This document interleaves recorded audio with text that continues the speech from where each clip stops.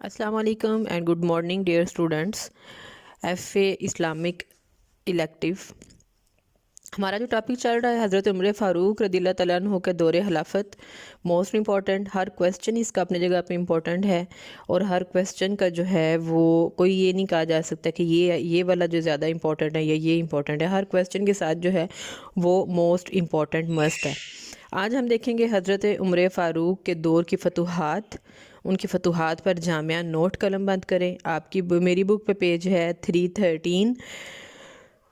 حضرت عمر فاروق نے جب حکومت کی باغ دوڑ سنبھالی، اس وقت عراق اور شام دو محاذوں پر مجاہدین دشمنوں سے برسرے پیکار تھے. انہوں نے سب سے پہلے عراق کے محاذ کی طرف توجہ دی، اور اس کے بعد حضرت مسنا کمک لینے کے لیے محاذ سے آئے ہوئے تھے. حضرت عمر نے فوراً ان کے ساتھ ابو عبیدہ ثقفی کے زیر قیادت مجاہدین کا ایک دستہ روانہ کر دیا. دور فاروقی میں ایرانی محاذ کی مارکہ آرائیاں. ایک ہیڈنگ آپ کی یہ ہے، اس میں آپ نے اس کے نام لکھنے ہیں. سب سے پہلے اس کا ہلکا سا انٹرو آپ نے دینا ہے. اس میں آپ نے بتانا ہے دور فاروقی میں ایرانی محاذ کی مارکہ آرائیاں، اور ان جنگوں کے نام آپ نے لکھے ہیں، جیسے جنگ نمارک، جنگ کسکر، جنگ جہر، جنگ بویب، جنگ قادسیہ. یہ 5 جنگوں کے نام لکھ کے آپ نے جنگ قادسیہ اگر آپ پڑھیں گے تو یہ ایک جیسے کہہ لیں آپ ایک واقعے کی طرح ہے. تو اس کو جو ہے وہ آپ نے ایکسپلین کر دینا ہے. ان 5 جو جنگیں دی ہوئی ہیں ان کے نام آپ نے لکھنے ہیں. یہ میں آپ کو کویسچن اٹیمپٹ کرنے کا ساتھ طریقہ سمجھا رہی ہوں. 5 آپ نے اس کے لکھنے ہیں پوائنٹس، اور جو لاسٹ والی جنگ ہے جنگ قادسیہ، اس کو آپ نے لکھ لینا ہے. یہ سب سے لمبی ہے لیکن یہ آسان ہے، اور اس میں کہانی کی طرح جو ہے وہ آپ جب اسے پڑھیں گے، نام آپ نے جو ان میں نام دیے ہیں وہ آپ لوگوں نے یاد کر لینے ہیں، اور اس کے بعد آپ نے ان کو اپنے الفاظ میں اس کو بھلے آپ لوگ لکھ لیں، نو ایشو. پھر آپ نے فتوحات، یعنی آپ نے لکھنا دور فاروقی میں فتوحات، یہ آپ نے ہیڈنگ دے دینی ہے. اس میں سب سے پہلے آپ کی ہے بابل کی فتح، پھر مدائن کی فتح، مارکہ جلولہ، جزیرہ اور تکرید کی مہم، خوزستان اور جنگ نہاوند. یہ آپ نے اس کی ہیڈنگز دینی ہے. اس میں سے کوئی 2 آپ ایکسپلین کر لیں جو آپ کو ایزی لگتے ہیں. مدائن کی فتح ایکسپلین کر لیں، اور اس کے بعد جو ہے وہ سب سے پہلے بابل کی فتح ان دونوں کو ایکسپلین کر لیں. پھر آپ کی ہیڈنگ آئے گی اسی کویسچن کے اندر دور فاروقی میں شام کے محاذ کی مارکہ آرائیاں. اس میں آپ نے ہیڈنگ دینی ہے فتح دمشق، مارکہ یرموک، جزیرہ کی فتح، فتح فلسطین و بیت المقدس، مصر کی فتح، سکندریہ کی فتح، اور لاسٹ پہ آپ نے ہیڈنگ دینی ہے حضرت عمر فاروق کی شہادت.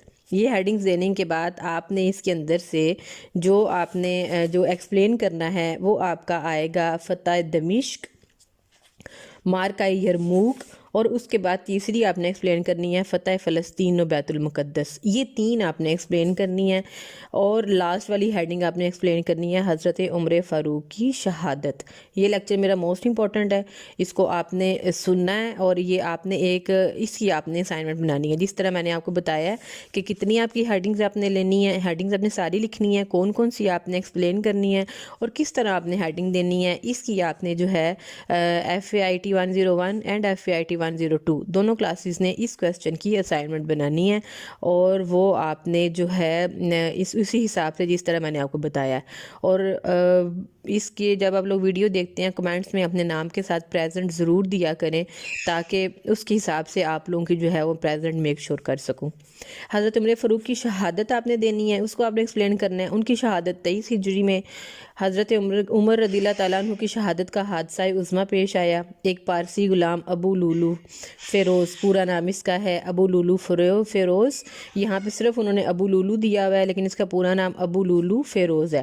فجر کی نماز کے وقت خنجر لے کر مسجد میں آیا. جیسے ہی حضرت عمر رضی اللہ تعالیٰ عنہ نے نماز شروع کی، اس پارسی غلام نے دفعتاً بڑھ کر مسلسل 6 وار کیے.